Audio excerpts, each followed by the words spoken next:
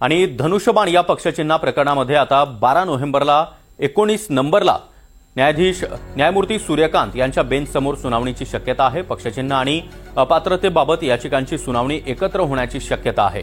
असीम सरोदे यांनी या संदर्भात ट्विट करत ही माहिती दिलेली आहे। 12 नोव्हेंबर किंवा 19ला न्यायमूर्ती सूर्यकांत यांच्या बेंचसमोर ही सुनावणी होणार असल्याची माहिती मिळते आहे। शिवसेनेचं धनुष्यबाण या चिन्हासंदर्भात आणि अपात्रतेसंदर्भात या सुनावणीमध्ये नेमकी काय निर्णय होतो हे पाहणं देखील महत्त्वाचं असणार आहे। दरम्यान असीम सरोदे यांनी ट्विट करत ही माहिती दिलेली आहे। पक्षचिन्ह आणि अपात्रतेसंदर्भात याचिकांची सुनावणी एकत्र होण्याची शक्यता असल्याचं देखील असीम सरोदे यांनी म्हटलेलं आहे। त्यामुळे या सुनावणीकडे आता राज्याचं लक्ष लागलेलं आहे। जिल्हा परिषद पंचायत समिती त्याचबरोबर महापालिका निवडणुकीच्या पार्श्वभूमीवर या सुनावणीमध्ये नेमका काय निर्णय होतो, काय समोर येतं हे पाहणं देखील महत्त्वाचं असणार आहे।